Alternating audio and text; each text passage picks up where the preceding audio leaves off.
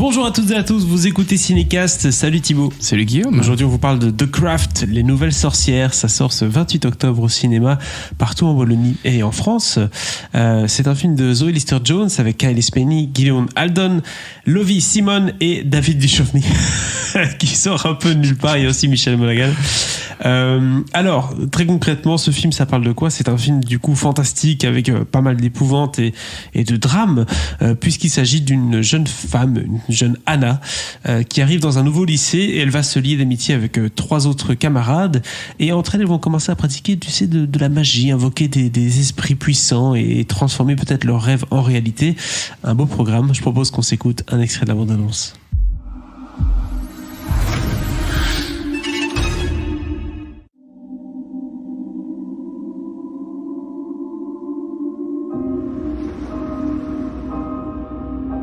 Nickel. Ok, allons-y. C'est vrai que tout est allé très vite. Mais c'est bien, non ? De former une grande famille. Allez, viens, je vais te présenter les garçons. Ils ont hâte de te rencontrer. Tu es prête pour l'école ? Tu pourras te faire de nouveaux amis. Je sais pourquoi chante l'oiseau en cage, l'oiseau libre. C'est hyper dégueu. Oh, non. C'est bon, ça suffit, calmez-vous. Vous avez vu ça, il y en a partout. Hey, ça nous arrive à toutes. Il nous a déjà toutes fait pleurer, t'inquiète. Tu devrais venir avec nous après les cours.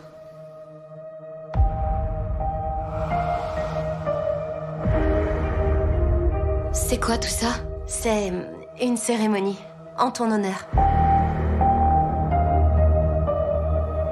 Pourquoi vous voudriez m'honorer ? Parce que t'es la 4e. T'arrives pile pour ton premier cycle. Alors qu'est-ce qui se passe, Thibaut ? C'est Sabrina, l'apprentie sorcière, version épouvante ? Il y a un peu de ça ? Si seulement, c'était ça. Oh là là. Non, mais écoute, déjà, je t'avoue que je ne connaissais pas cette Zoe Lister-Jones, la réalisatrice du film. En fait, je vois que c'est une actrice surtout, qui a joué notamment dans New Girl. Voilà, mais j'ai arrêté New Girl après la moitié de la saison 1. Oui, donc comme nous tous. C'est pas bien, on est méchant. Mais bon, voilà, ce n'est que son 2e film en tant que réalisatrice, et espérons que ce soit le dernier. Alors, ça commence très très mal. Et pourtant, ça démarrait pas si mal. Le setup est bon, quoi. Parce qu'au début, tu fais la connaissance de cette jeune Anna qui débarque. En fait, elle suit sa mère qui va chez son nouveau compagnon, en fait, dans une autre ville, des nouveaux amis, machin. Et Anna est forcée de suivre sa mère, qui l'élève seule. Et voilà, elle va faire la connaissance de ces trois jeunes filles qui sont un peu les marginales de l'école du coin. Ouais, le groupe de rebelles, quoi. Ouais, c'est pas les filles populaires. Ah. Oui, non, c'est rebelles un peu outcast, oui, plutôt. Voilà. Et elles vont rapidement se trouver des atomes crochus. Et pas de nez. Pourtant, ce sont des sorcières toutes les 4, en fait.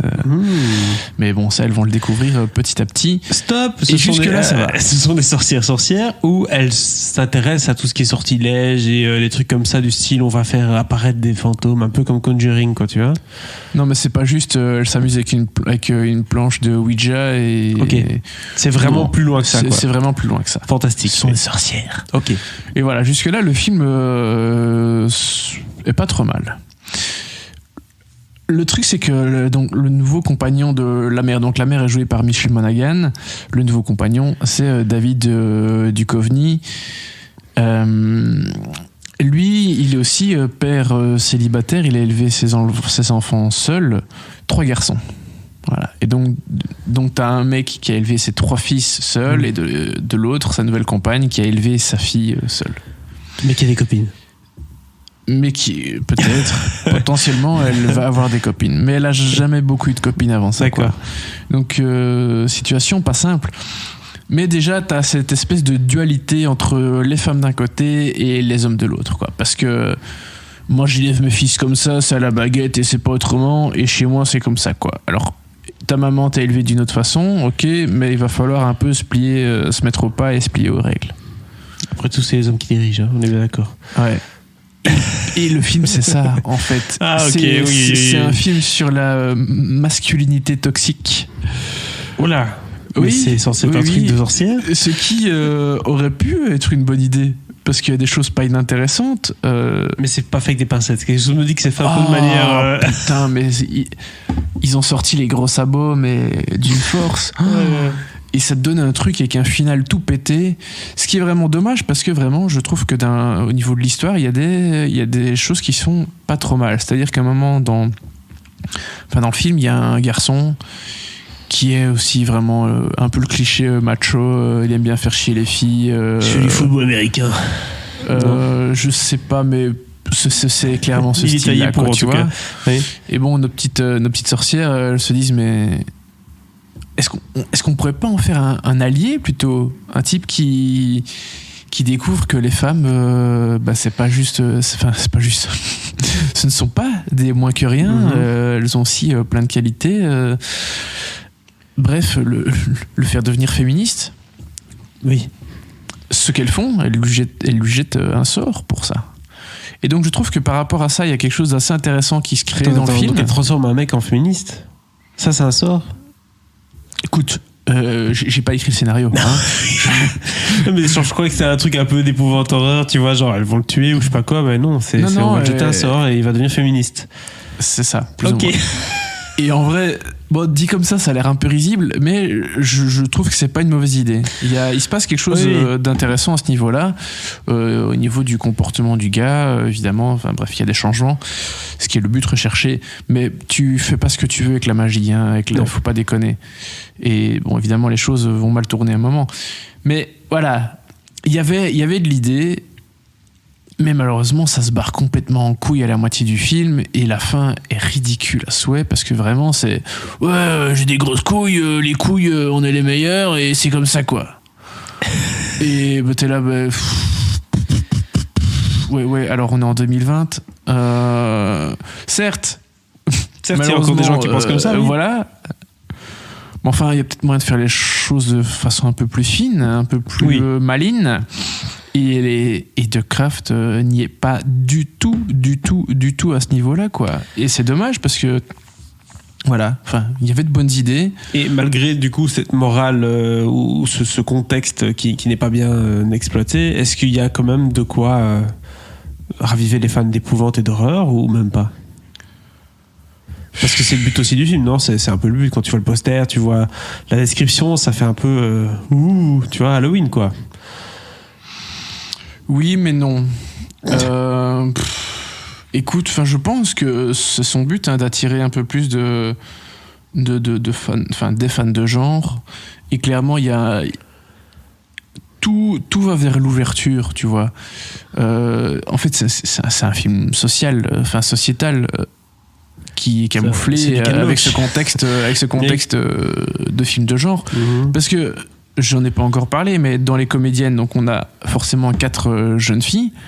Cailee Spaeny, qu'on a déjà pu voir un petit peu dans certaines choses, notamment dans Bad Time, The Hotel Royal l'année dernière, dans Une femme d'exception, le film sur RBG, la juge, dans Pacific Rim. Et petite parenthèse, j'ai voulu le regarder, le Pacific Rim Uprising, la suite. J'ai voulu le regarder l'autre jour parce que je l'avais jamais vu. J'ai arrêté après 25 minutes tellement c'était dégueulasse. Dans les autres comédiennes, Gideon Adlon, qu'on a vu aussi dans quelques trucs récemment. Bref, 4 jeunes actrices qui sont pas mal. Et dans le lot, il y a une actrice latine trans, Zoé Luna. Ok. Qu'on présente juste très rapidement comme trans. On dit juste à un moment qu'elle est trans et c'est tout. Et l'actrice l'est vraiment. Ils ont pris une actrice trans pour jouer un personnage trans. Et c'est très bien, mais tu vois vraiment que c'est un film qui a plein de bonnes intentions. Oui. Les messages, le fond, tout ça, très bien, très ouvert, très fort d'actualité. Mais le contre-pied est terriblement mauvais, quoi. Ouais. C'est que ça fait rien de façon fine, de façon intelligente. Et c'est dommage parce que, voilà, forcément, quand t'as un film avec plein de bonnes intentions comme ça, t'as envie de l'aimer, t'as envie de dire c'est très bien, mais c'était pas très bien. Ok, combien d'étoiles du coup ? Une, pour ses qualités quand même, hein, et ses messages, mais malheureusement d'un point de vue cinématographique, et encore j'en ai pas beaucoup parlé, c'est très classique, assez quelconque, mais la fin, et puis ces personnages terriblement caricaturaux, la David Duchovny, c'est pas possible quoi. Vraiment, c'est plus possible en tout cas. Oui, c'est ce qu'on va dire. Ouais, mais même il y a 20 ans, c'était pas possible, c'était déjà plus possible, Okay. des types comme ça quoi. Et là, bon. Très Ouais, bien. malheureusement, c'est comme ça. The Craft, du coup, Nouvelle Sorcière, c'est donc un film qui sort le 28 octobre chez nous. 1 étoile, donc un gros bof quoi.